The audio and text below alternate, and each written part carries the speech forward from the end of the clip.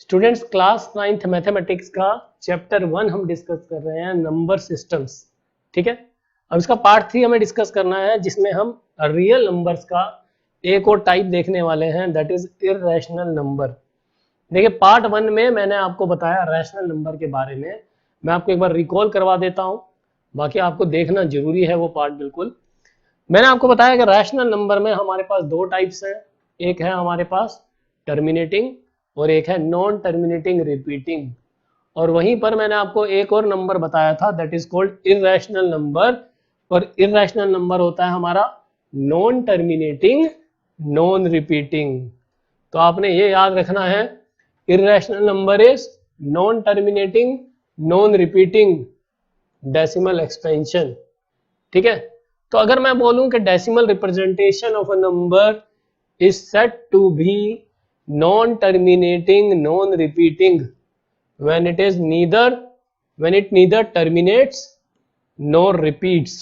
ठीक है, टर्मिनेट भी नहीं होगा यानी कि चलता रहेगा, और रिपीट भी नहीं होगा, उसमें कोई पैटर्न रिपीट नहीं होगा। तो हमारे पास जैसे एग्जांपल है √3 का। √3 की वैल्यू नॉर्मली हम इतना जानते हैं 1.732। जैसे पाई की वैल्यू हम जानते हैं 3.14। लेकिन √3 को अगर आप फर्दर सोल्व करते रहें, ठीक है, जैसे आप लोगों ने square and square root chapter में क्लास 8th में सीखा है कि हम स्क्वायर रूट कैसे निकाल सकते हैं, यूजिंग द सेम मेथड। अगर आप सपोज कभी फ्री बैठे हो, आप चलते रहे, so there is never ending process. ठीक है, कभी भी आपकी डिजिट्स रिपीट नहीं होंगी, कॉन्टिन्यूसली चलती जा रही है। पाई जो है आपका 3.1415926535।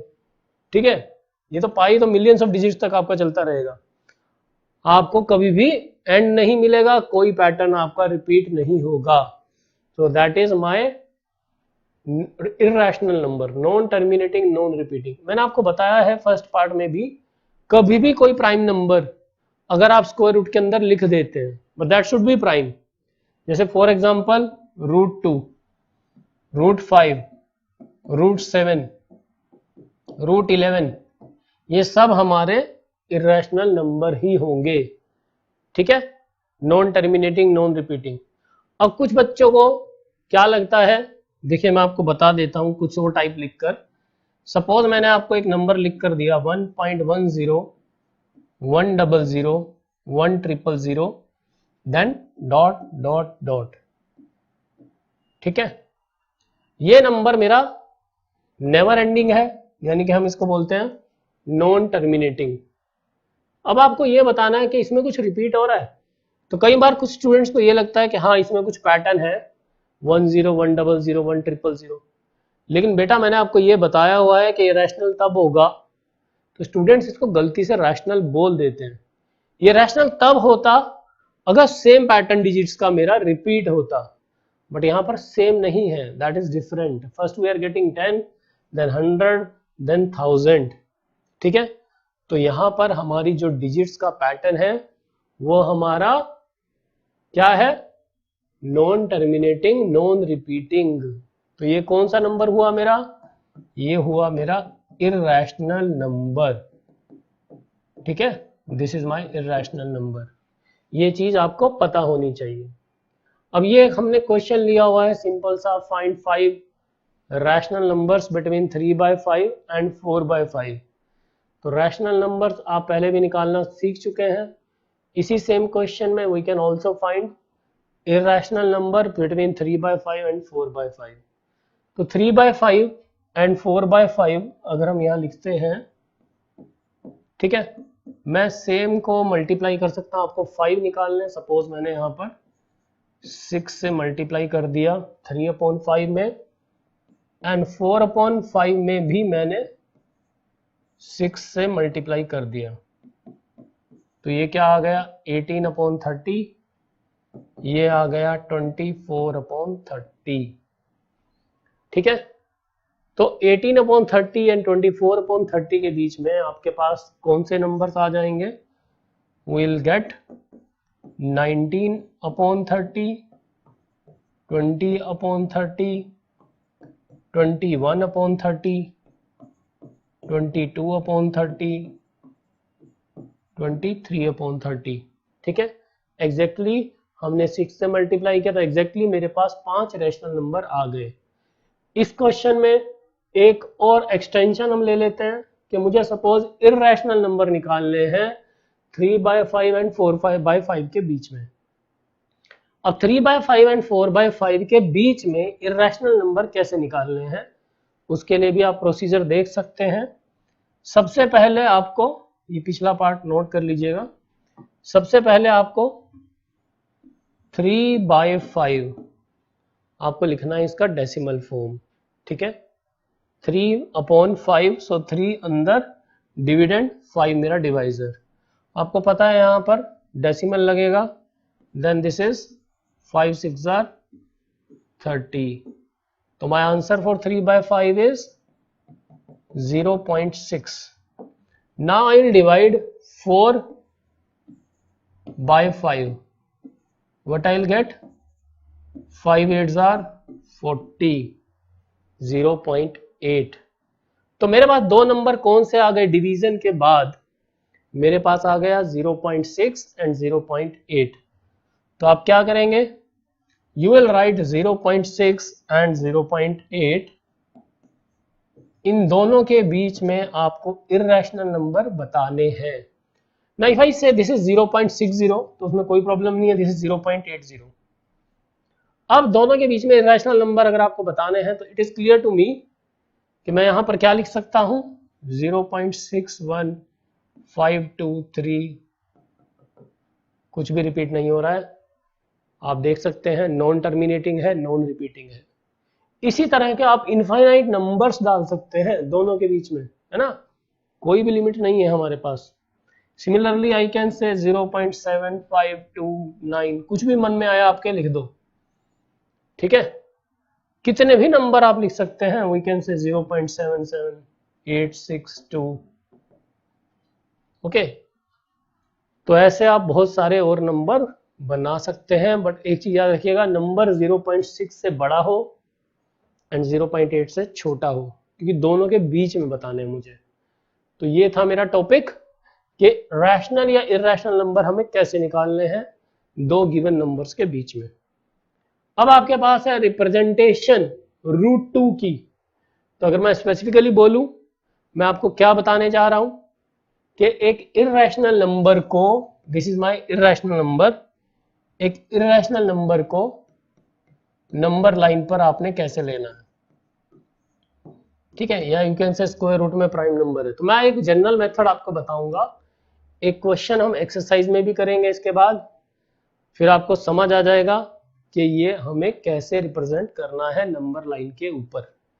पहले आपने क्या किया हुआ है, फ्रैक्शन वाले नंबर, है ना, या फिर आपने नॉर्मल इंटीजर्स, होल नंबर्स को नंबर लाइन पर रिप्रेजेंट किया है।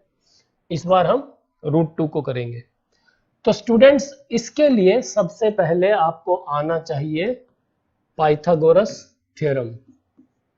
तो पाइथागोरस थ्योरम मैं पहले बता रहा हूं आपको, जस्ट फॉर रिवीजन, अदरवाइज मैं ये एक्सपेक्ट कर सकता हूं कि आपने बिकॉज 7th 8th में पढ़ा है तो यू नो दैट थ्योरम।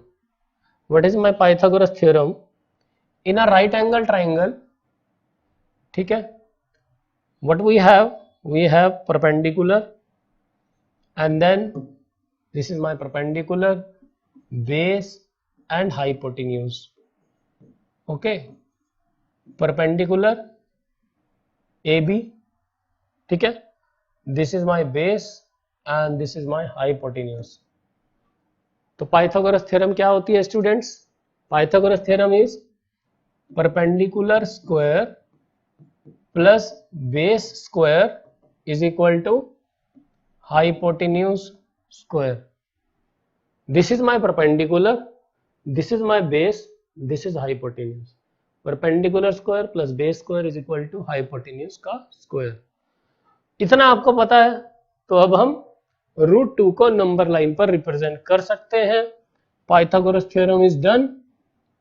देखिए अब हमें क्या करना है। आपने सबसे पहले ज्योमेट्री बॉक्स से स्केल निकालिए, एक नंबर लाइन ड्रॉ करिए ऐसे। आपके पास स्केल के ऊपर, ठीक है, let me show you once, आपके पास स्केल के ऊपर सेंटीमीटर है ना, like you can see this is 1 centimetre, ये है हमारा 1 सेंटीमीटर।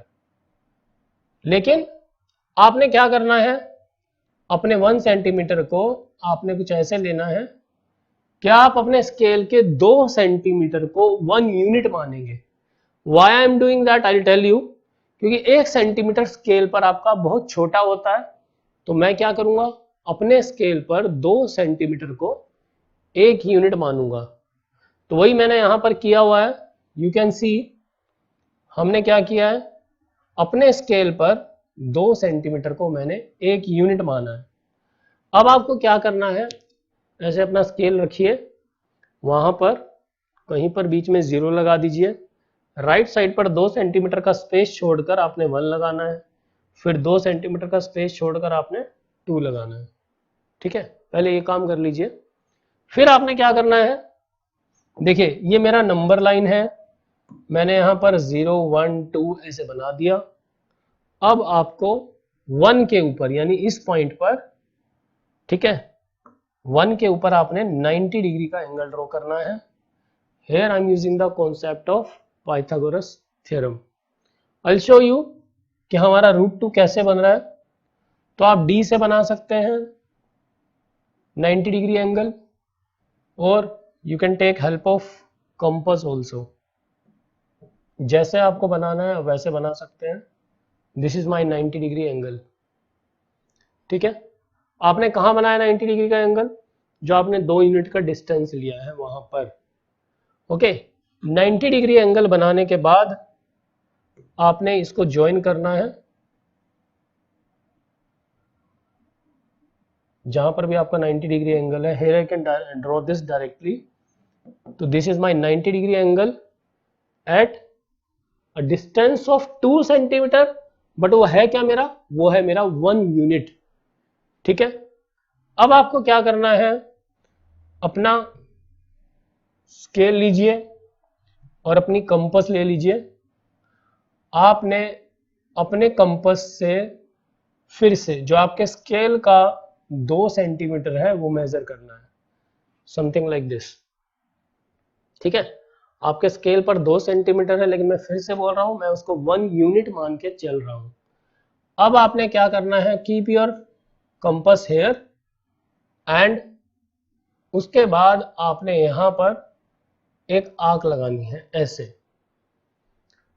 कंपास को आपने पॉइंट 1 पर रखना है, ठीक है, एंड देन आपने एक ऐसे आर्क लगा दी। Now you can join this. अभी मैं आपको एक्सप्लेन कर रहा हूं कि why we are doing this. This is my right angle triangle. तो स्टूडेंट्स ये मेरा हो गया राइट एंगल ट्राइंगल। अब देखिए ध्यान से, मैंने आपको क्या बोला कि ये 2 सेंटीमीटर का डिस्टेंस है। अब इसको पॉइंट O ले लेते हैं, इसको पॉइंट A ले लेते हैं, and this is point B। जो ये 2 सेंटीमीटर का डिस्टेंस है वो मेरे लिए क्या है, 1 unit. OA is 1 unit. Okay, and then I am saying AB is also 1 unit। ठीक है, then what is OB। OB आपका कैसे आएगा, OA is 1 unit, AB is 1 unit, OB आपका कैसे आएगा। So I can say OB will be equal to 2 units। कैसे आया स्टूडेंट्स, ये आया पाइथागोरस थ्योरम से। देखिए OA square plus AB square, OA square plus AB square is equal to OB square. ये क्या है, 1, दिस इज ऑल्सो 1। तो what we have, OB square is equal to 2। What is the value of OB, that is √2। तो OB आ गया मेरा √2 जो मुझे चाहिए था। ठीक है, now what you can do, मेरा लास्ट स्टेप, आपने फिर से कंपास लेनी है। ओके, फिर से एक बार कंपास लीजिए। O पर आपने कंपास रखनी है और ओपन आपने करनी है कहां तक, ये जो मेरा पूरा √2 का जो मेजरमेंट है यहां तक आपने ओपन करनी है। ओके, O पर हमने कंपास रखी और ओपन कहां तक की है, पॉइंट B तक। उसके बाद आपने यहां नंबर लाइन पर जाना है और एक आर्क लगानी है ऐसे। Now this point on the number line is nothing but 1.414, or you can say directly you can say this is √2 on the number line. आप देख सकते हैं एग्जैक्टली √2 की वैल्यू क्या होती है 1.414, दैट आई नो. वो मेरा कहाँ आ रहा है, दैट इज बिफोर 1.5. ये मेरा पॉइंट जो है वो है 1.5, तो √2 आ रहा है मेरा 1.414 1.5 से पहले. तो this is how we can take √2 on the number line with the help of Pythagoras theorem. इसीलिए हमने बोला था कि हमें यहाँ पर 2 यूनिट को 1 सेंटीमीटर लेना है, सॉरी 2 सेंटीमीटर को 1 यूनिट लेना है. इसलिए बेटा क्योंकि आप अगर इसको, ये मेरा 1 है, ये मेरा 1 है, इसलिए लिया गया क्योंकि बहुत छोटा आपकी नोटबुक पर बनेगा ट्राइंगल, तो वो आपका क्लियर नहीं बनेगा, आप कंफ्यूज हो जाओगे. इसलिए हमने यहाँ पर 2 सेंटीमीटर को 1 यूनिट लिया है, सेम यहाँ पर लिया है. So this distance is √2. Okay students, तो ये हमारा लास्ट पेज है. √2 को नंबर लाइन पर कैसे रिप्रेजेंट करते हैं. सिमिलरली √3 √5 को भी हम नंबर लाइन के ऊपर रिप्रेजेंट कर सकते हैं.